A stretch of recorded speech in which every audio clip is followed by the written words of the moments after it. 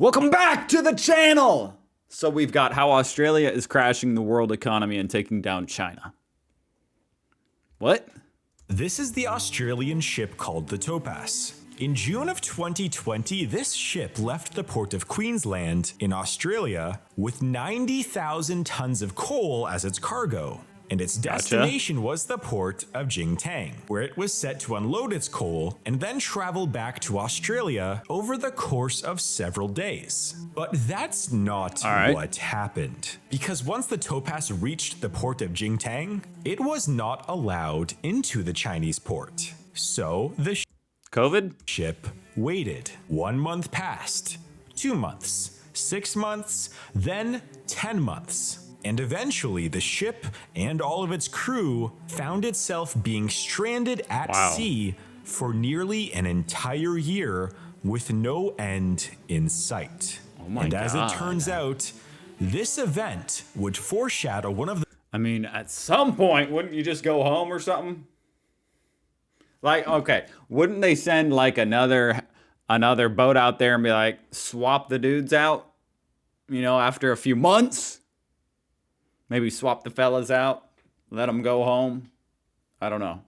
The biggest economic issues that we are currently witnessing today. But to explain why this event happened, why this event is also so important, and why it's creating a global economic crisis today, you must know that this crisis that we are currently experiencing may have actually started with a small bird just a few decades ago. A bird that caused one of the biggest crises of the 20th century. This is the Chinese sparrow. In the 1950s, the Chinese government didn't know much about these birds except for, well, one thing. And that thing was, well, they found out that these sparrows ate on average 4 pounds of Chinese grain per year. Now, on its surface, this may not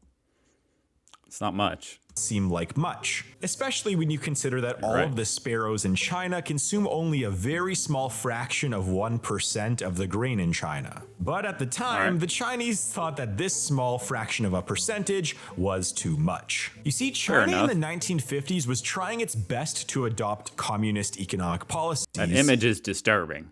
I'm not even going to rewind it, but that picture was nuts. While becoming completely self-sufficient in regards to agriculture. So, in order to accomplish their goal, they banned privatization of all agricultural products within the country. They also decided that all of the food shall be collected and distributed by the government. They also changed their farming techniques to match that of the Soviet Union. They decreased crop diversity to help boost production quotas. And lastly, they stopped trading resources with all Western nations in hopes of becoming completely self-sufficient. And all of those policy effects took place virtually overnight, which caused a massive shock. Can I say, this is, I mean, I understand this is totally irrelevant, but this looks like a picture, but like this girl is moving around. Virtually overnight. It's like trippy. Is that a video? Which caused a massive shock to China's agricultural. I'm following this. Hopefully I'm not like you guys aren't. I'm not reacting to very much is what I'm saying. And that's just because I'm just taking it in. System. And soon, China would begin to experience a decrease in their food production, as well as a very serious national famine. However, there was one thing that would push this crisis over the edge. And that, of course, was the sparrow. You see, remember how the Chinese government didn't like that sparrows ate a small amount of their grain? Well, as it turns out, the Chinese government decided to order the extermination of all sparrows from the country in hopes of boosting food production. And so, over the course of just a couple years, millions of... That could have some bad effects, I think.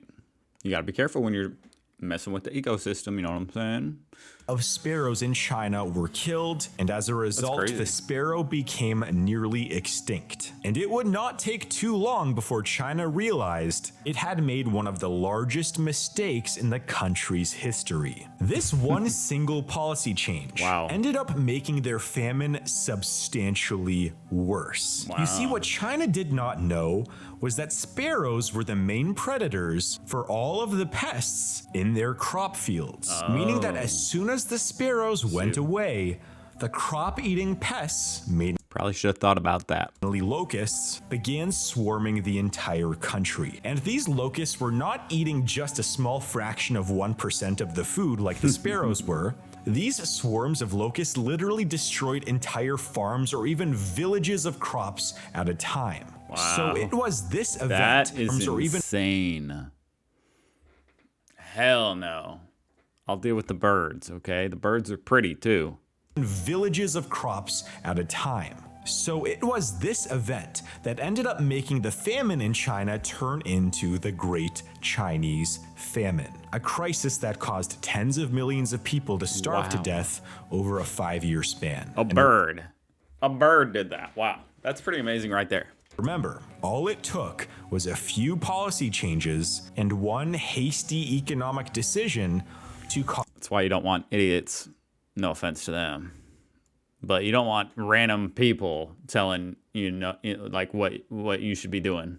I'm just gonna try and keep it at that. I don't like to get political. I'm not a very political guy, but I don't like some idiot at the top telling everybody, okay, everybody, let's kill these birds, and now guess what? You killed 10 million people. Cause a crisis I don't like that. On a massive scale. And well, that brings us to today. Remember that ship, the Topaz, that we last saw being stranded at sea in China? Well, as it turns out, this was also because of a hasty economic decision that came from the Chinese government. You see, in June of 2020, just a few months into the pandemic, the Australian Prime Minister Scott Morrison called for an investigation into the origin of the pandemic in China. Now, on its surface, this may not have seemed like much of a story at the time, but in reality, this would be the instigator for the global crisis that we are seeing today. This is because China did not take this criticism of the Australian Prime Minister very well. In fact, because of a handful of seemingly minor sentences from the Australian Prime Minister, China decided to start a trade war with Australia. And again, on its surface, there should have been a clear winner of this trade war, as China's economy is roughly 10 times larger than that of Australia's. But what China did not realize was how reliant it was on Australia. You see, China ended up banning or placing high tariffs on things like Get wrecked. barley, beef, and about a dozen. How sketchy is that, though? I just hate. You want to figure out where COVID came from? Well, then we will destroy you. Other Australian products. As it turns That's out, not one of suspicious these at all. banned items was coal. And so, well, that is why in June of 2020, as the Topaz and 60 other bulk carriers were on their way to China, they all of a sudden were not allowed into Chinese ports with their coal. Because, well, China overnight banned and canceled all of their trade deals in relation to coal. Now, to most Western nations, coal isn't that important to their respective economies and infrastructure. For example, countries like Canada, France, the UK, and the Nordic countries produce less than 10% of their electricity from coal. And even on the upper end of the Western nations like the United States and Germany, I know China's be using a lot of coal. I know they'd be using a lot of coal. 15 to 20% of You know how all that Bitcoin mining and stuff done with coal and stuff in China? Oh my God. their electricity from coal. But then That was a big hubbub. we have China. And well, China produces over 65% of its electricity from coal, meaning that the less coal China has available to them, the less likely it'll be able to produce electricity for its country. Now, China is actually the world's largest producer of coal, and roughly 75 to 90% of all coal used in China is produced domestically. However, for coal that is used for industrial processes, like the making of metals, and for a large fraction of its coal power plants, China is reliant upon coal imports from other countries in order to fulfill its That's kind of interesting. I wonder why that specific kind of coal. Like, is there a specific kind of coal you need to make metal? needs. And well, who do you think was at the top of that list for coal imports to China in 2020? Let me guess. It was, of course, Australia. Before the coal ban, China was importing roughly 78 You'd think they would know this kind of stuff. million Like, hey, we should ban Australia. Hold up.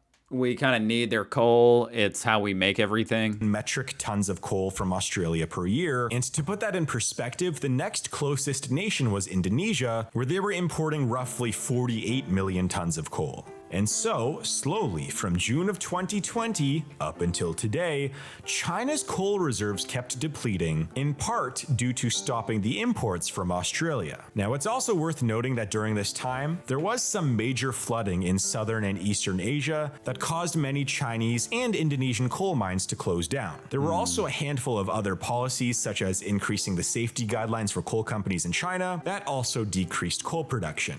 And so, because of one hasty policy decision against Australia and a few other environmental and policy events, we started to see just a few months ago that Chinese cities began going dark. Really? Power outages began affecting factories. Honestly, and I didn't even know that. homes, supply chains began getting severely disrupted again, and Chinese banks that had loans with these coal companies began seeing the signs of defaults on these loans. And as this began happening, China began implementing new policies such as ramping up coal production in their working mines and also importing more coal from other nations that weren't Australia. They also began mandating cutting electricity consumption from factories and residences, and also made their banks start making extremely risky loans to new upstart coal companies in China. But at the end of the day, none of those short-term solutions worked, and China was forced to do something that it did not want to do. Remember those 60 or so Australian bulk carriers that were stranded in China? Well, as it turns out, China became so desperate for coal that just a few weeks ago, they allowed some of those stranded ships to unload their coal into Chinese ports. What are those ships doing? Like, oh my God, at some point, don't they just have to leave? They're literally just sitting out there. I'd be pissed if I was on that ship. At everybody. China for not letting me in, and then who's ever freaking back in Australia, like, no, just sit out there. Sit out there for a couple years. Now, it's also worth mentioning That does make me think the coal on one of those ships must be worth a lot of money. A lot of money if they're willing to sit out there for 6 months. that some Australian ships are still stranded after being at sea for well over a year. And many of these ships also got rerouted to different countries like India and South Korea, who ended up actually buying a lot of this stranded Australian coal. But the effects of this Chinese energy crisis, and what it should be called, which is the Chinese coal shortage, are being felt worldwide right now. Many large companies that are reliant on Chinese manufacturing are seeing similar or even longer delays than what they were seeing at the beginning of the pandemic in 2020. In fact, there have been a handful of large corporations that have begun switching their manufacturing out of China and into other countries or even domestically, largely because companies are realizing that manufacturing in China is becoming more unreliable. And because of decisions like this and the shutdown of some factories and the electricity shortages, China's manufacturing industry shrank for the second time in modern history this year. And so, where is this all going? Well, this coal crisis is already taking a chunk out of China's economy and will likely do so for the foreseeable future. And despite this ongoing energy crisis, China still refuses to lift the ban on Australian coal. They're pretty I feel like they're kind of stubborn people there in China, huh? By the way, sponsored by Pepsi. Not really. No, not really. Get that out of here. They're pretty stubborn people over there. The government, the CCP, or those people. They seem like pretty stubborn people. That whole zero COVID policy thing. Like, it's a little bit, it's like, okay, maybe reassess, like, once you have to shut down the entire city and keep everybody as slaves inside their freaking apartments, or prisoners, I guess, for, like, months. Maybe a little bit of COVID is okay. Maybe you'll survive. I mean, maybe not everyone will survive, but also, like, maybe the solution can't be worse than the problem. I don't know. What am I trying to run for the president of China or something? I don't know why I'm over here talking about, like, all this crap.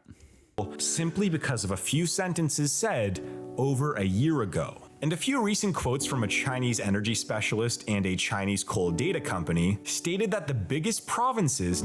But my point is, like, they're over there freaking, like, dying because they don't want to take Australia's coal because the freaking dude in Australia said something they didn't like about the origin of COVID. Like, what? What? You're willing to sacrifice all that just because that dude said that about finding the origin of COVID? Now only have 9 to 14 days worth of coal reserves left. And with winter coming soon in China, the country will have to make a tough decision. Will it potentially allow power outages in winter? That's not a tough decision. They're going to have to grow up. I feel like I'm going to be banned in China or something. They're not going to let me in. But you might have to grow up, get over it and let the ships in with the coal so that your people don't freeze. And a continual shutdown of its core economy simply because of those few sentences said by the Australian Prime Minister? Or will it lift the bans on Australian coal, admitting that the government made a hasty decision that ended up creating an energy God forbid you admit your mistake. crisis that the country didn't expect? What do you think will happen? And all this means is that What do I think will happen? They're probably going to let their people freeze. China has a few weaknesses. And those weaknesses are its energy consumption and its irrational and hasty economic policies. And as it turns out, For being so smart, I mean, China, like, Asian people, they're very smart. You know what I'm saying? Like, I mean, you go look at I'm sure if you look at these buildings, look at the infrastructure and stuff, is what I'm trying to say. Like, it's beautiful. It's amazing what they build over there in China. And yet they're like, yeah, we're just going to let everybody starve because he said some stuff about, Australia, the seemingly innocuous Western nation, crazy. ended up accidentally revealing the weaknesses of China to the world. It also revealed that Australia And it's absolutely crazy how like China, this one country, we rely on them. The whole world relies on them because they have these workers who make like 50 cents a day in their factories making all our t-shirts and shoes and stuff. Everything. It's crazy. So that when all this stuff happens to China, it affects like the entire world. one Crazy. of the very few nations that can influence China's economy directly to the point of a national crisis. And who knows? Maybe as Australia and other Western nations continue to get closer, we may begin to see a further divide between China and the Western world. Now I just want to make one And that would not be good, to be honest. Man, I think China just needs to take the L here. Because having a further divide between the East and the West, no thanks. With everything that's already going on, no thanks. One more quick note. No World War III, please. Not right now. And that is a video game that I am developing now officially has a Steam page. That's cool. So if you do want to support this channel, Go check this dude's game out. just What? go and check that out and maybe leave a wish list That's on so Steam. cool. That really helps out a lot. But So for now, remember random. to check out my document. That's so random. Go check out Jack Chappelle's Steam game. This was an awesome video. This was not what I expected at all. I think this is like way too political. I don't normally do this kind of thing, but I think everybody can pretty much agree that China, quit it. Knock it off. Let them in, okay? And let your people out of the hotel rooms and stuff that you got them taped inside of. Anyway, remember to dream, people. That's what it's all about. And sub to the channel if you feel like it, or like the video if you feel like it. Just reminding you that it's down there if you would like to utilize those features. Someone built these buttons down here, guys.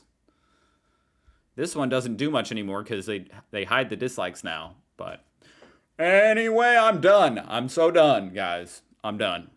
Goodbye. And thank you for watching.